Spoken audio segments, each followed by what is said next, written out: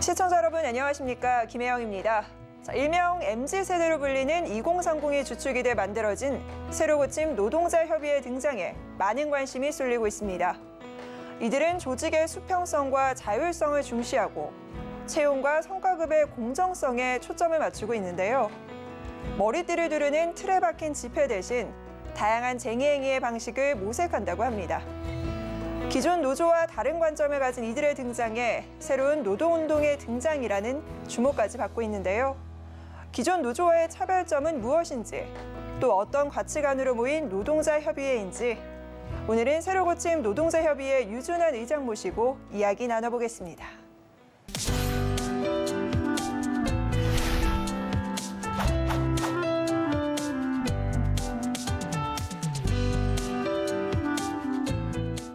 네, 오늘은 새로 고침 노동자 협의회 유준환 의장과 함께합니다. 안녕하세요. 안녕하세요. 자, 새로 고침 노동자 협의회가 지난 3월에 발대식을 가지고 공식 출범을 알렸습니다. 자, 우리가 흔히 알고 있는 노조라면 한국노총 혹은 민주노총, 이런 양대 노총을 떠올리시는 분들 많으실 텐데요. 새로운 형태의 노동조합으로 정부와 언론의 관심을 한몸에 받고 있습니다. 자, 일단은 새로 고침 노동자 협의회가 우선 어떤 협의회인지 소개 먼저 좀 부탁드릴게요.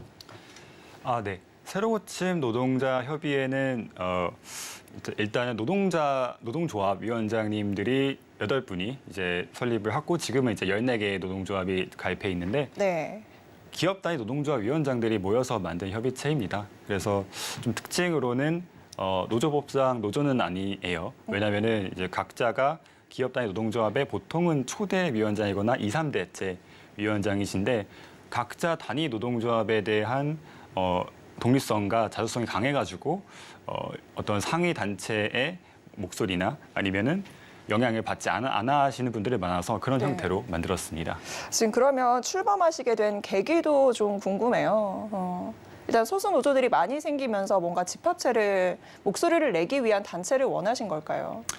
네, 맞습니다. 이제 저도 제가 이제 LG전자 사람중심 사무직 노동조합이라는 노동조합의 위원장인데 기업 단위 노동조합에서 상위단체 없이 활동을 하다 보면은 정보의 불균형이라든지 아니면 다른 노조의 상황 아니면 노무 전략에 대해서 알지 못하는 경우들이 많아요. 네. 그런 경우에 이제 다른 노동조합 위원장들과 단순히 교류를 하는 것만으로도 많이 도움이 될 때가 있거든요.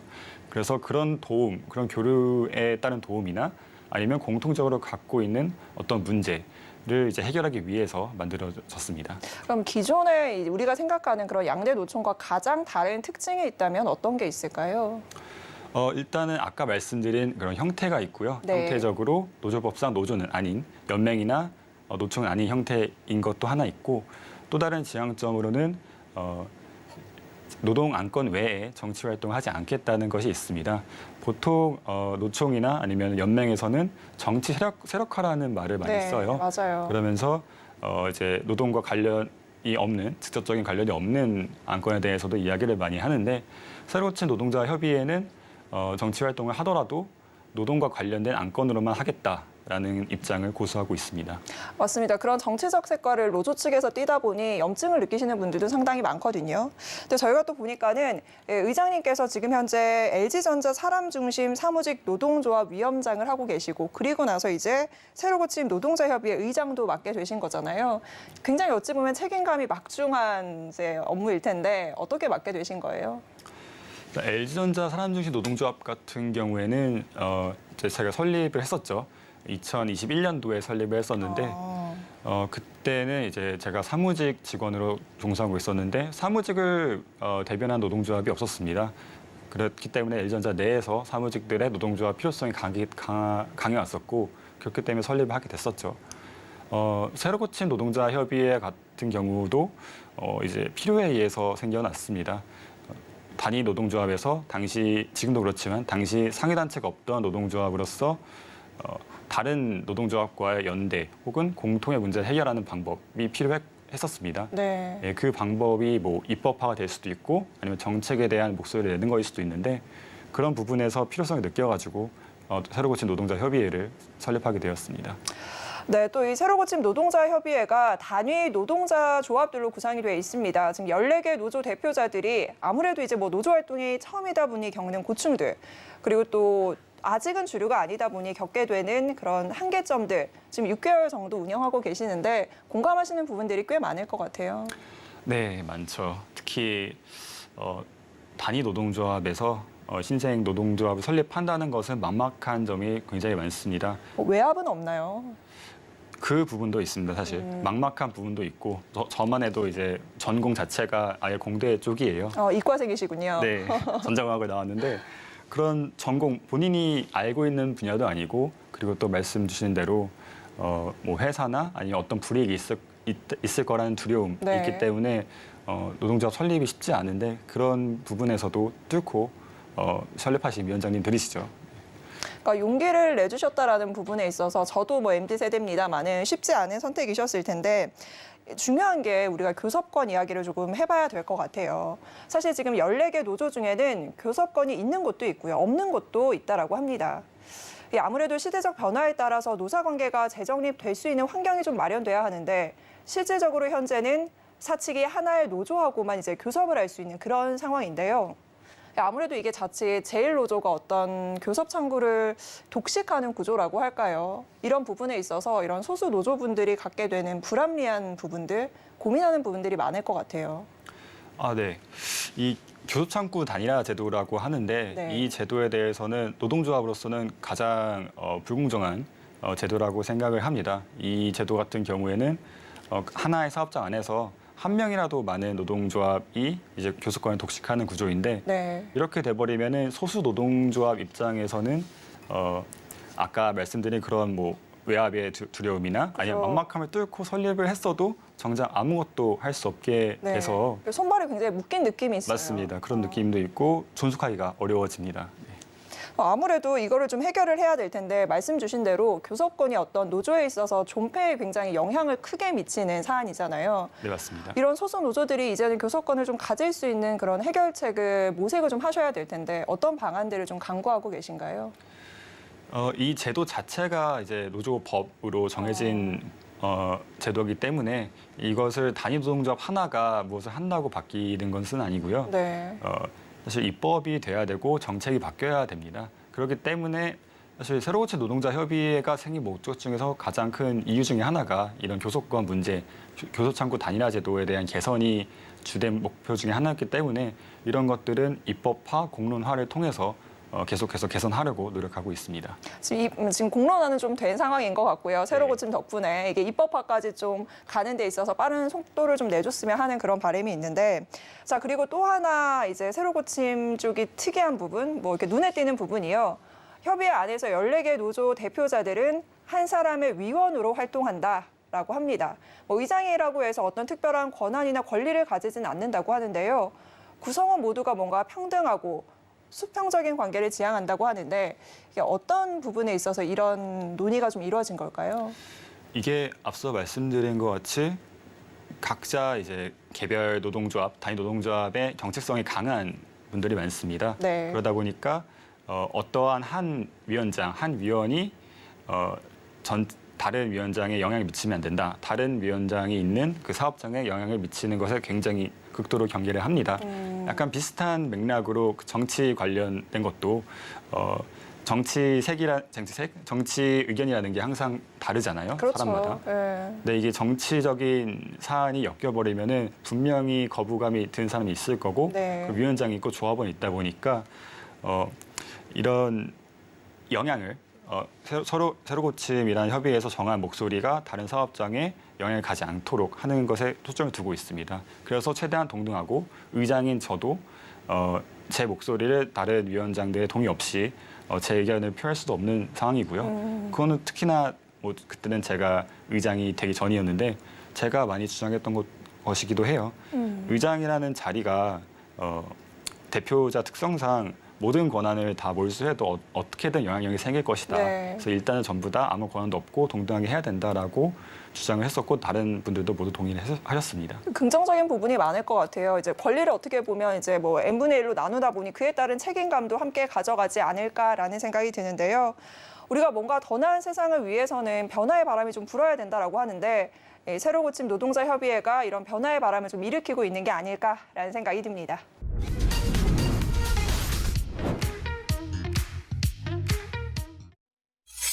자, 협의회의 바탕이 되는 핵심 키워드가 분명히 있겠죠. 과연 어떤 핵심 키워드가 협의회를 잘 설명할 수 있는 정체성, 그리고 또 협의회가 앞으로 가져가야 할 방향성을 담고 있을지 궁금한데요.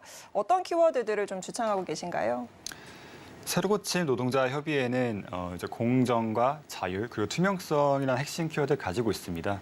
하지만 무엇보다 이를 바탕으로 노동조합이 뭐 별개의 세력이나 아니면은 복잡하거나 이런 것이 아니라 대한민국에서 일을 하고 있는 노동자라면 모두 다 가져야 될 조직이라는 인식을 가지는 것을 목표로 하고 있습니다. 지금 네 가지 핵심 키워드를 좀 짚어주셨는데 이 네 가지 가운데서도 좀 우선적으로 우리가 개선해보고자 하는 부분이 좀 있으세요? 이거만큼은 이게 최우선 과제다라는 부분이 있을까요? 사실 불공정에 대한 부분이 있는데 네. 불공정에도 여러 가지가 있는데 특히나 노사관계에서 불공정도 있습니다. 아까 말씀드린 이 교섭창구 단일화 네. 제도에서 소수 노조가 겪는 어려움 그리고 교섭에 참여 못하고 정말로 핵심적인 기본적인 지원도 못 받는 경우가 많아서 이 부분을 중점적으로 다루고 있고요. 그리고 공공기관 같은 경우에도 네. 이제 총액임금제라는 것으로 실질적인 교섭을 하지 못하게 막는 제도도 있어서 그것도 주의 깊게 보고 있습니다. 지금 공공노조도 들어와 계신 거죠? 네. 대략 절반 조금 안 되는 숫자로 계십니다. 네. 꽤 많이 있네요. 네. 그런 부분도 해결이 좀 돼야 될 텐데. 자, 그리고요, 이 여러 가지 불공정한 부분에 있어서 지금 해결에 힘을 쓰고 있다라고 하셨는데 사실 이 새로 고침 노동자 협의회와 관련해서 가장 많이 붙게 되는 수식어 뭐 이미 많이 들어보셨을 텐데 MZ 노조다, 뭐 MG 노조다 이런 이야기를 굉장히 많이 해요. 근데 막상 제가 이제 한 인터뷰 봤는데 저희가 주창한 적은 없습니다. 저희가 스스로 MG 노조라고 칭하진 않습니다라고 하셨는데 그렇다면 왜 이렇게 MG 노조라는 이름이 붙게 된 걸까요? 뭐 일단은 그 협의회 차원에서 협의회 위원장님들이나 아니면은 그 노동조합에 속해 있는 조합원 가운데 MZ 세대가 아니신 분들도 많습니다. 하지만 이런 뭐 표현이 네. 드는 것은 뭔가 2030이 주축이 돼 있다라고 하는데 맞나요? 아무래도 연령대 비율이 조금 높은 것도 있고요. 그리고 보통 MZ 세대의 가치관이라고 하는 부분과 이제 새로 고침 노동자 협의회의 가치와 맞닿아 있는 부분들이 많아서 그렇게 계속 불려지지 않나 싶습니다. 예를 들면 뭐 2030 세대들의 가치관과 새로 고침 쪽에서 원하는 가치관 부합하는 부분이 어떤 것들이 있을까요? 일단은 투명성도 있을 것 같고요. 그리고 법치주의. 이 법치주의 같은 경우에 핵심 키워드 말씀드리진 않았는데 네. 모든 것들이 공개되고 그리고 잘못된 것들은 고쳐야 되고 법에 따라서 진행돼야 된다. 절차에 따라서 진행돼야 된다. 이런 의식을 가지고 있으신 분들이 많습니다. 지금 MZ 노조로 불리는 게 좀 부담스럽진 않으세요? 어떠세요? 뭔가 MZ를 대변하는 느낌이 확연히 있거든요. MZ 세대로 불리는 데에는 부담감이 많죠. 말씀대로 이제 MZ 세대를 대변한다에도 부담감이 있고 네. 특히나 이거는 이제 위원장으로서 느끼는 부담감인데 조합원 중에서 이제 MZ가 아니시거나 아니면 이제 가입하시려는데 본인은 MZ가 아닌데 가입할 수 있나 이렇게 그러니까요. 물으시는 분들도 꽤 있어요. 그래서 그런 부분에서도 부담이 좀 있긴 합니다. 지금 연령대 중에 제일 높은 조합원이 몇 세 정도 되세요? 연령대별로는 다 계십니다. 지금 40대, 50대 다 있어요? 40대, 50대 다 계십니다. 네. 그렇군요. MZ가 좀 많아서 그렇지 40대, 50대 분들도 충분히 들어와서 활동은 할 수 있는 거군요. 네, 맞습니다. 자, 저희가 지금 MZ 노조로 불리고 있다는 이야기를 조금 하고 있는데 자, 어떻게 보면요. 기존의 노조에 반하는 노조는 전혀 아니죠. 근로자의 권익 신장이라는 공통 분모가 분명히 존재를 할 텐데요. 그러니까 기존의 노조와 차별화된 부분을 저희가 앞에서 좀 짚어봤다면 이번에는 공통적인 이야기를 조금 해볼까 합니다. 그러니까 어떤 방향성에서의 결을 좀 같이 하고 계세요? 일단은 같은 노동자를 위한 단체라는 점에서 같은 결이 있다고 봐요. 네. 우리가 헌법에 보장된 노동 3권이라든지 아니면 ILO 기준 비준이라든지 이런 부분에서 분명히 기본적인 틀은 같고 특히 노사관계에서 노동자 개인이 느끼는 회사를 상대로 느끼는 이런 압박과 이러는 불합리함은 노동법이나 노동 정책으로 풀어야 한다라는 기본적인 방향은 같다고 보고 있습니다. 자, 이어서 저희가 얘기해볼 부분은요. 앞에서도 좀 짚어봤는데 굉장히 이게 핵심 키워드가 될 것 같아요. 일단은 협의회가 지금 해결해야 할 과제들이 뭐 여러 개가 있겠습니다만은 교섭상구 단일화 제도가 개선돼야 한다. 이 부분에 방점을 찍고 있다라고 하는데요. 뭐 사실 이거 그동안 노동계에서도 꾸준히 제기됐던 요구 사항 중 하나지 않습니까? 네, 맞습니다. 네. 이 부분을 좀 중점적으로 다뤄야겠다라고 생각하신 이유도 좀 궁금해요.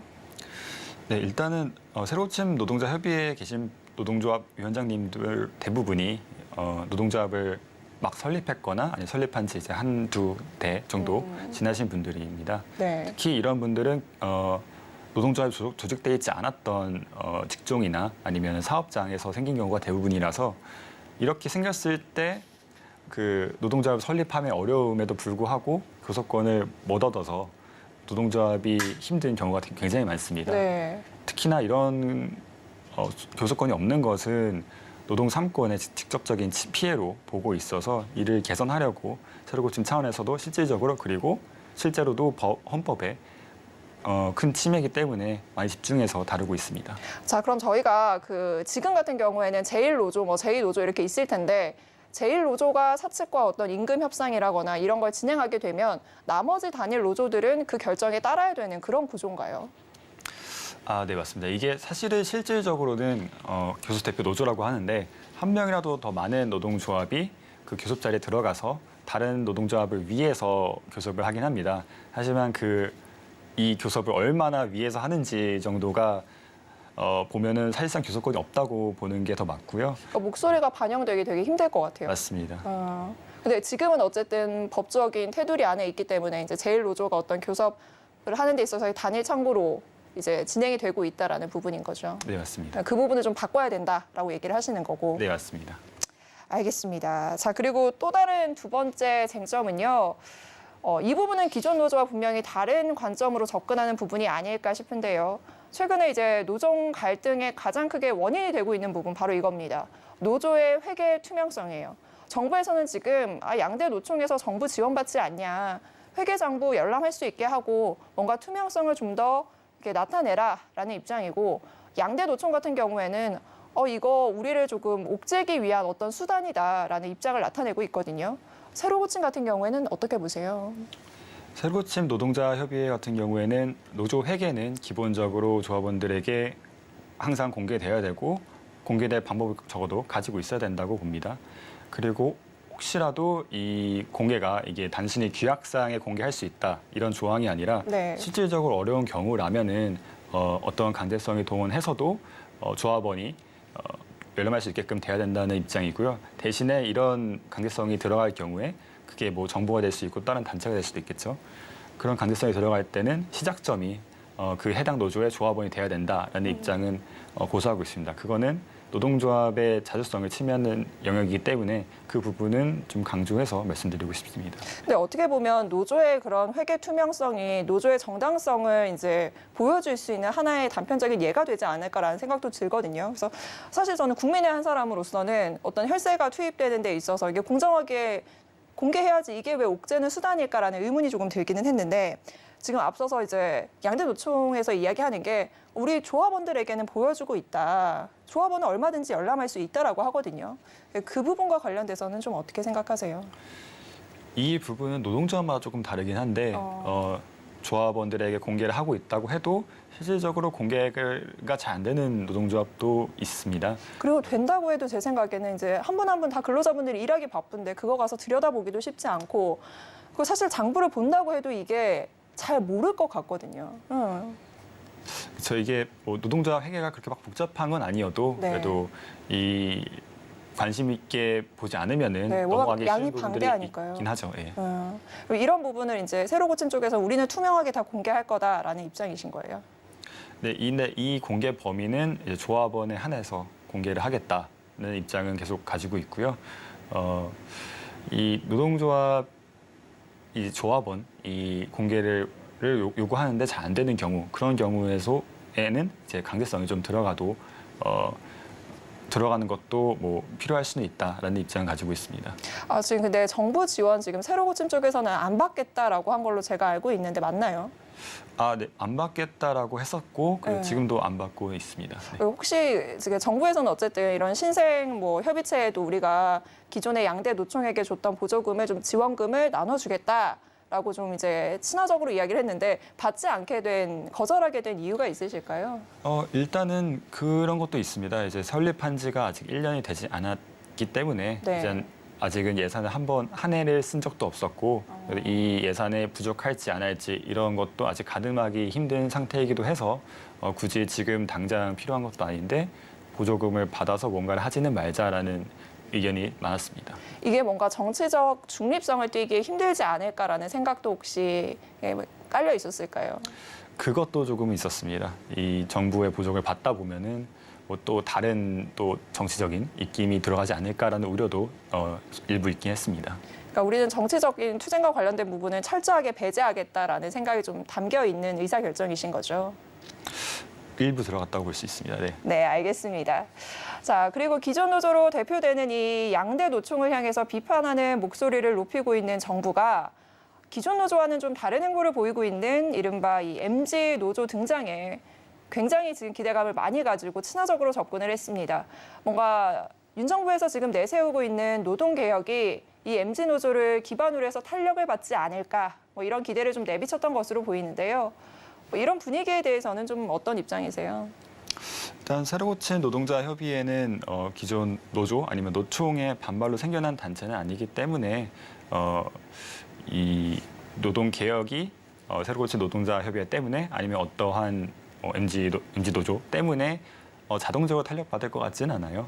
정확히 탄력을 받으려면 이 노동 개혁의 효과가 양대 노총에 영향이 간다 안 간다, 겨냥한다 안 한다가 아니라 이 내용이 정말로 노동자를 위한 것인지, 노동자를 위한 것인지 그거에 따라서 탄력을 받지. 뭐 새로 고침 협의회가 나와서 아니면은 뭐 어떠한 MG 노조가 생겨서 이렇게 자동적으로 탄력받지는 않을 것 같아요. 지금 정부에서 근데 되게 친화적인 제스처를 계속 취하고 있잖아요. 네. 거리를 좀 두고 계시는 건가요? 거리를 둔다기보다 그동안 예를 들어서 반대 의견을 냈었던 그 근로시간제 개편안 번번이 반대 의견 내셨잖아요. 정부에서는 사실 네. MG 노조가 우리의 손을 잡아주지 않을까 했는데 뭐 주 69시간 근로제도 그렇고 노동 그 부분도 그렇고 뭐 노랑봉투법도 그렇고 여러 가지 이제 반대 의사 표현을 좀 하신 걸로 알고 있어요.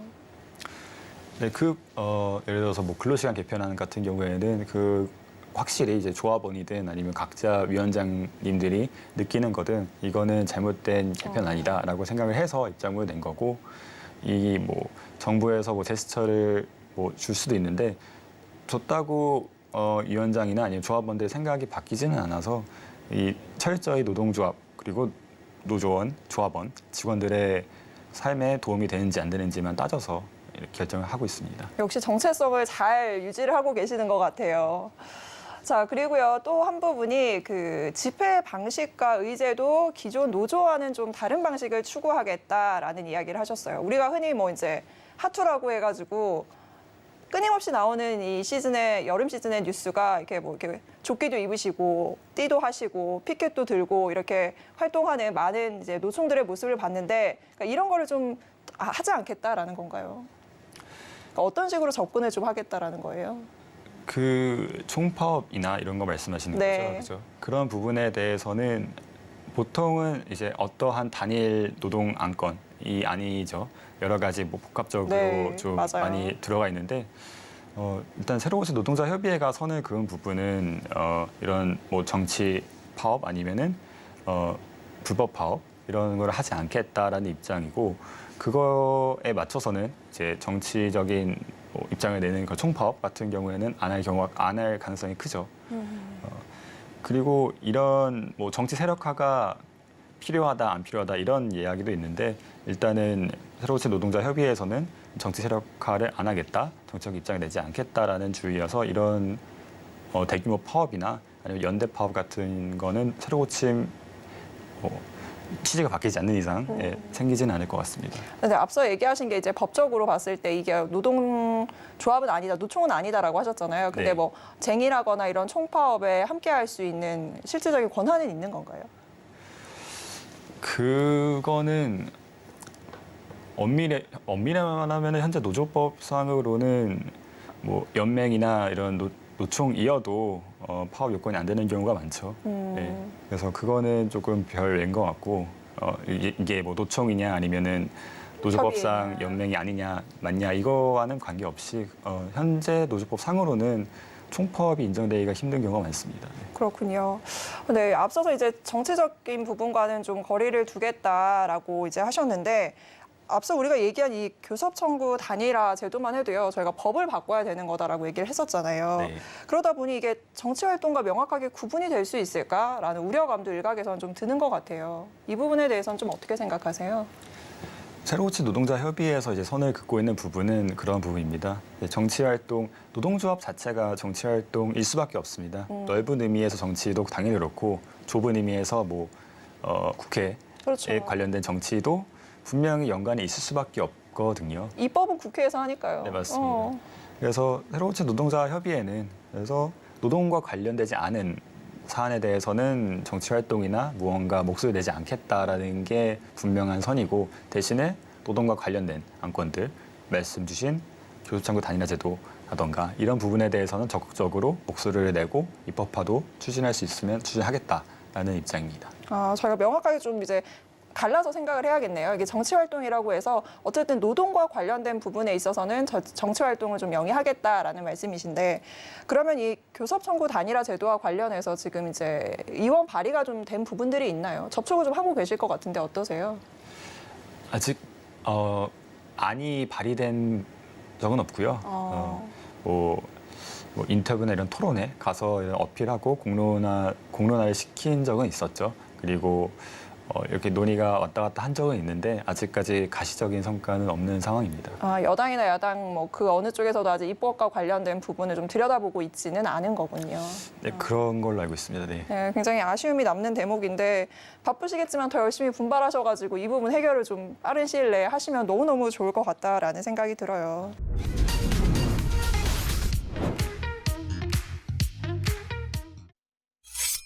자, 이번엔 저희가 포괄임금제와 관련된 부분 짚어볼까 합니다. 흔히 포괄임금제가 뭐 공짜 야근이다, 수당 없는 야근이다 이런 얘기 많이들 하고 있다라고 하는데요. 이게 사실 법적인 근거는 없지만 노사 합의하에 뭐 이루어지고 있는 행태입니다. 자, 이 부분에 있어서 이 포괄임금제 없애야 한다라는 근로자들의 얘기가 많거든요. 지금 MG 노조 입장에서는 어떤가요? 새로 고침 협의회 입장에서도 네. 포괄임금제 그리고 고정 OT제는 없어져야 된다고 주장을 하고 있습니다. OT가 뭔가요? 오버타임? 네, 오버타임입니다. 네네. 네. 포괄임금제 같은 경우에는 말씀 주신 대로 이 공짜 야근 그리고 과도한 노동 시간을 야기하는 부분이 있어서 이 부분은 꼭 없어져야 된다라고 주장을 하고 있습니다. 사측의 입장들은 좀 어때요? 왜 못 없앤다라고 하나요, 사실? 아마 이건 계산상의 편의가 큽니다. 이거는 실제로도 이건 말씀 주신 대로 포괄임금제는 판례로서 이제 성립되고 꽤 오랫동안 이어져 온 제도인데 네. 그 판례에서도 이제 계산상의 편의 때문에 내지는 근로시간의 산정이 어려워서라고 정확히 써 있습니다.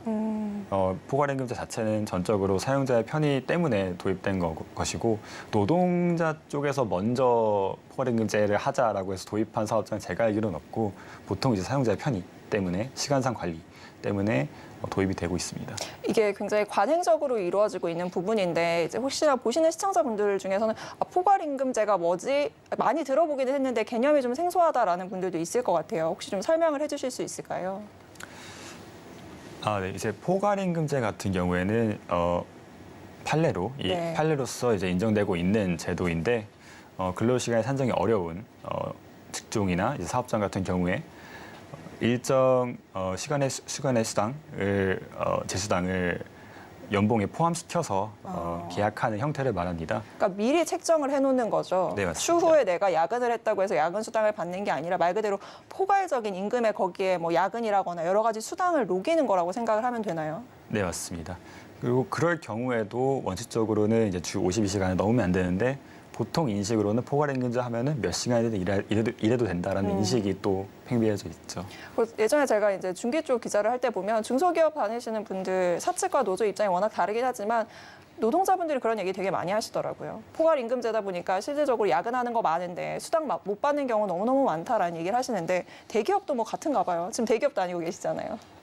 네, 저는 지금 대기업 다니고 있고 그리고 많은 대기업에서 이제 포괄임금제도 쓰지만 고정 OT제를 또 써요. 네. 그거는 이제 포괄임금제랑 비슷한데 고정 OT 같은 경우에는 뭐 월 12시간을 연장근로 수당을 산입한다, 연봉에 산입한다 이런 제도인데 문제는 이 12시간이라는 한도가 일종의 뭐 한도처럼 한계선처럼 이제 작용하는 게 있죠. 그러다 보니까 더 근로를 하더라도 12시간이 넘었으니까 뭐 측정이 안 된다던가 아니면 이 정도까지는 일해야지라는 분위기가 팽배하다던가 이런 부분들이 있습니다. 그런 거 있잖아요. 12시간 지났는데 일은 남아 있어요. 그렇다고 12시간 딱 다 됐어. 저 집에 갈게요. 뭐 이렇게 일어날 수 없는 그런 분위기 아닌가요?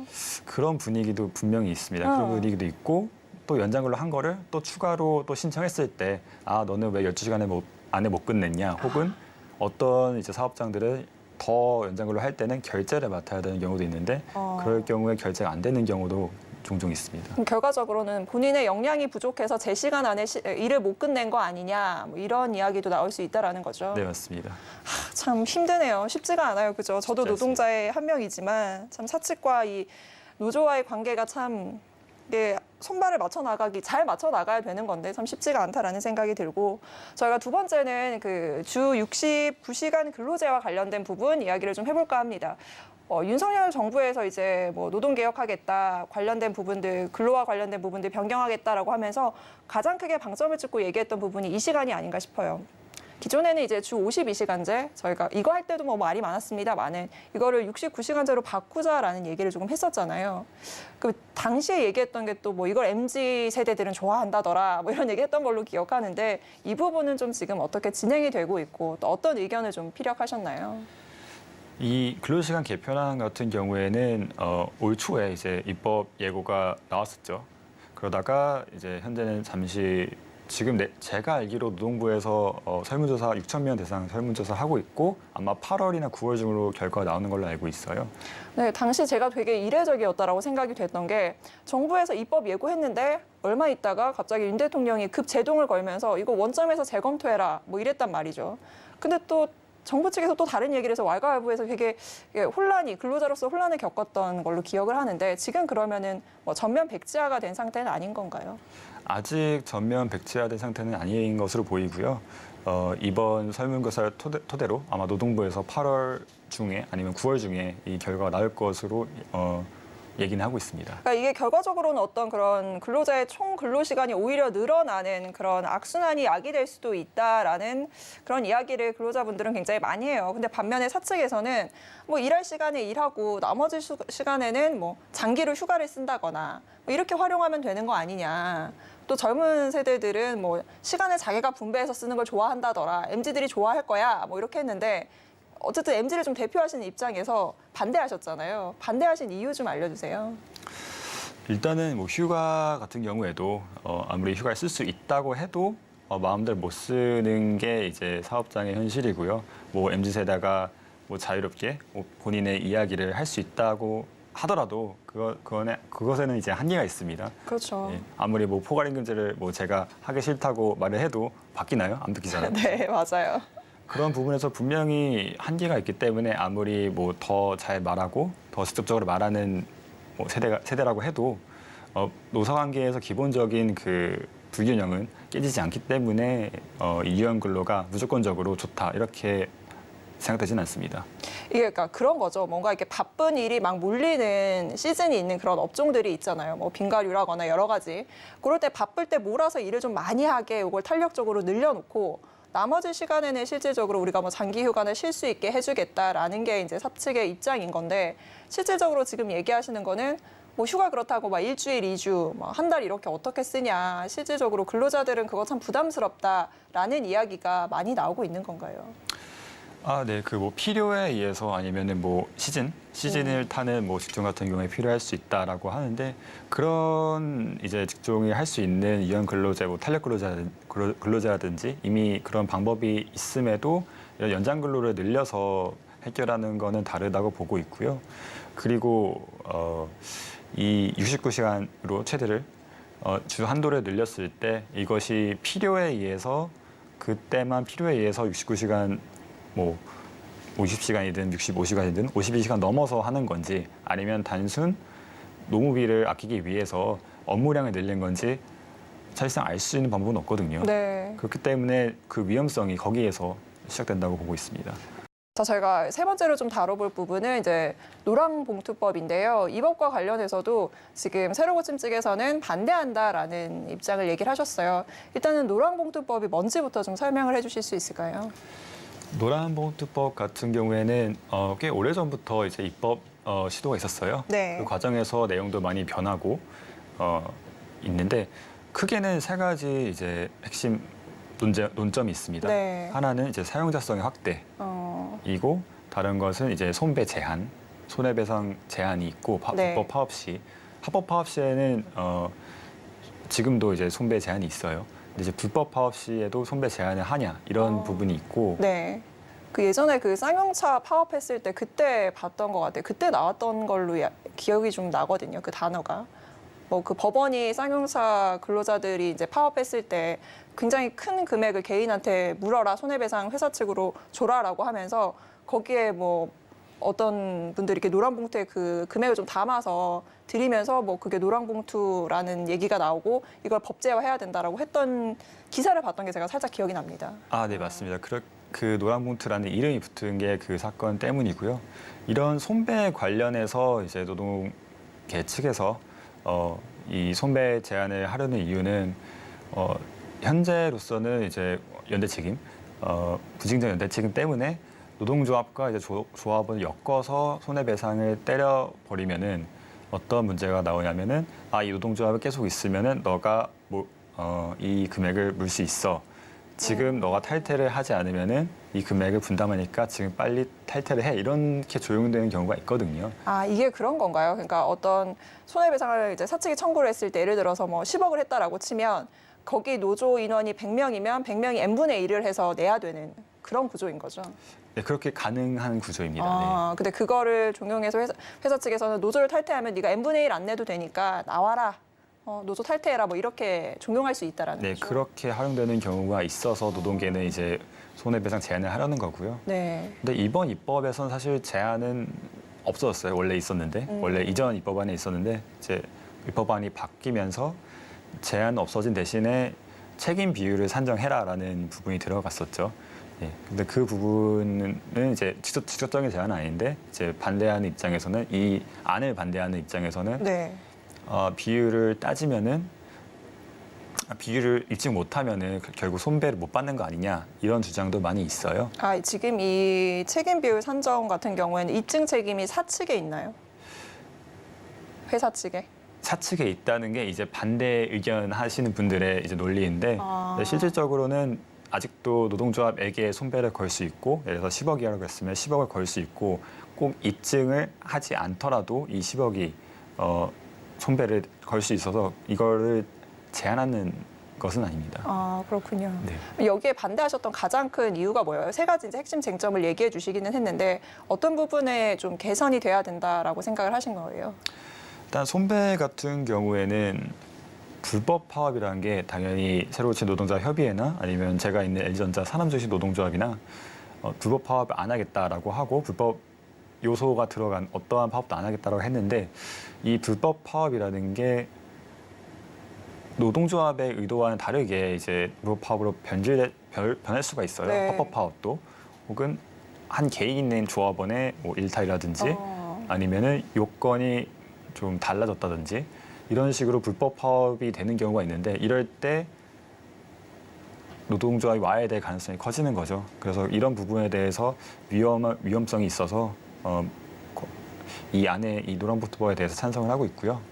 그리고 이제 사용자성도 있는데 보통 이제 교섭을 하다 보면은 예를 들어서 사기업 같은 경우에는 뭐 LG전자 같은 경우에는 지주사가 있으니까 네. 지주사가 이렇게 얘기해서 우리는 할 수 있는 게 없다라고 하던가 아니면은 하청업체인 경우에는 이제 원청 때문에 이렇게 할 수 없다 이런 식으로 넘기는 교섭의 책임을 넘기는 경우가 있습니다.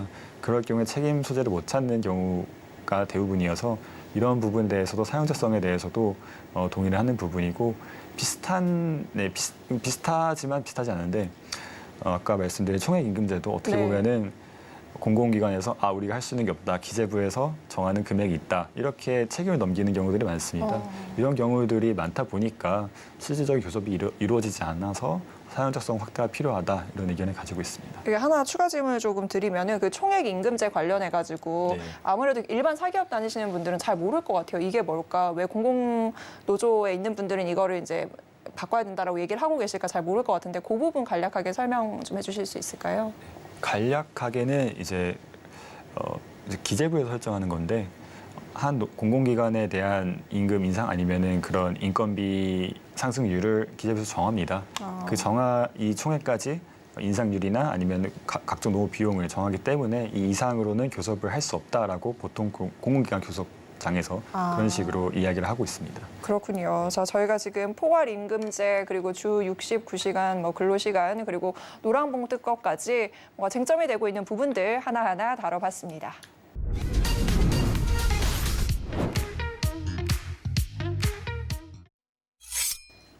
자, 현재 새로고침 같은 경우에는 14개의 기업의 노조가 가입이 돼 있는 상황이라고 합니다. 자, 궁금한 게 저도 어쨌든 직장을 다니는 근로자 중 한 명인데 이게 누구에게나 문이 열려 있는 건지 협의회에 가입해야 할 수 있는 그런 기준이나 요건이 따로 있나요?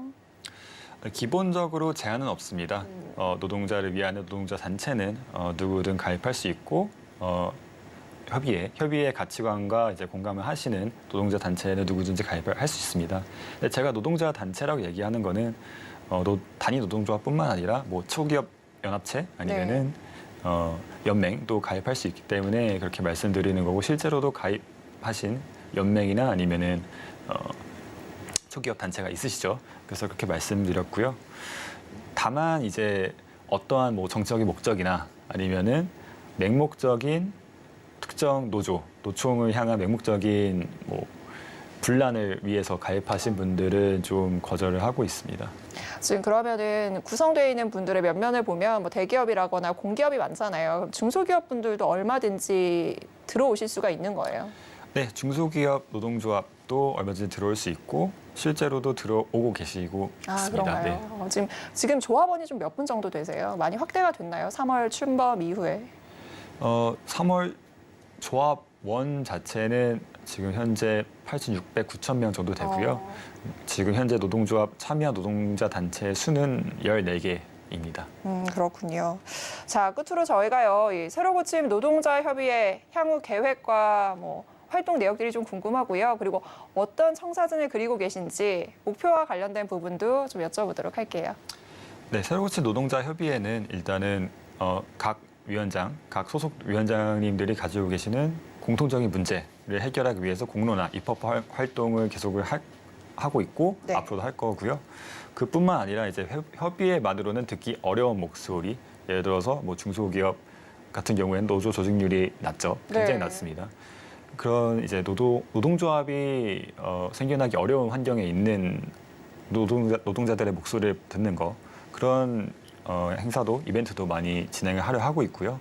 그 다음에 이제 예비 노동자라고 부르는데 취준생이나 대학생과 같이 아직 노동자는 아니지만은 그래도 이제 앞으로 노동시장에 들어갈 분들을 위해서 이분들이 어떤 회사를 원하는지, 어떤 노동 환경을 원하는지, 그리고 노동시장에서 어떤 정보가 부족한지 이런 부분에 대해서 들으려 하는 것도 있습니다. 지금 보면 그 앞서서 이제 중소기업 같은 경우에는 노동조합을 좀 구성하기에 어려운 환경에 굉장히 많이 놓여 있고 내가 노조를 만들고 싶다라고 해도 어떻게 해야 되는지 잘 몰라서 또는 사측에 눈치가 보여서 못하는 분들도 굉장히 많단 말이죠. 이분들을 위한 어떤 그런 아까 이벤트를 좀 준비하고 있다라고 하셨는데 뭐 상담회가 되는 걸까요? 어떤 방식으로 좀 이루어질까요? 일단 토크 콘서트 형태로도 준비를 하고 있고요. 그리고 그것뿐만 아니라 이제 설립을 하시려는 분들에 대한 이제 조언이나 아니면은 도움을 드릴 수 있는 부분 드리려고 하고, 그리고 이제 제 노무법인과도 계약을 해서 이제 당장 자문법인의 이제 자문료를 내기 힘든 사업장 같은 경우에는 이런 식으로 지원을 하는 것도 이제 넓혀가고 있습니다. 지금 협의 뭐 이렇게 노무 쪽이나 이쪽 법률과 관련된 부분들과도 협의체가 좀 구성이 돼 있으신 거예요? 지금 계약 중에 있고요, 아직은. 근데 그런 식으로 이제 도움을 주려고 더 넓혀가려고 하고 있습니다. 그리고 하나 더 여쭤보면 아까 예비 근로자분들, 뭐 노동자분들 얘기했잖아요. 제가 알기로는 그 이름이 생각은 나지 않습니다만은 이거 관련해서 뭐또 위원회가 있는 걸로 아는데 협의회가 뭐 거기랑 협업을 하시는 건지 아니면 개별적으로 뭐 대학교를 간다거나 이런 식으로 이것도 토크 콘서트를 진행하실 계획이신 거예요? 아직 다른 단체와 협업하는 건 아니고요. 이제 새로 고침 노동자 협의회 차원에서 일단은 개별적으로 토크 콘서트나 아니면은 찾아뵙는 거나 이런 식으로 의견을 먼저 들으려 합니다. 그렇군요. 좋습니다. 자, 끝으로요. 그 새로 고침 노동자 협의회가 앞으로 어떤 발자취를 좀 남기고 싶으신지 포부 한 말씀만 좀 전해주세요. 많은 기대와 우려가 사실 공존해 있거든요. 응원하시는 분들도 굉장히 많고요. 기성세대 중에서도 상당히 많더라고요. 한 말씀 전해주시면 좋을 것 같아요. 새로 고침 노동자 협의회는 노동조합이 별개의 세력이나 별개의 조직이 아니라 우리 모두가 노동자 모두가 가입하고 그리고 또 즐거울 수 있는 노동조합 활동이 즐거울 수 있는 그런 사회를 만들려고 합니다. 그런 노동조합 사회에 같이 참여해 주실 수 있도록 많은 도움 부탁드리겠습니다. 네, 오늘은 유준환 새로 고침 노동자 협의회 의장과 함께했습니다. 오늘 말씀 고맙습니다. 네, 감사합니다. 김혜영의 스탠토크. 네, 앞으로 공정을 추구하는 새로 고침 노동자 협의회의 행보를 저희도 기대하고 응원하도록 하겠습니다. 자, 김혜영의 스탠토크 저희가 준비한 소식 여기까지입니다. 다음 이 시간에 찾아뵐게요. 함께해 주신 여러분 고맙습니다.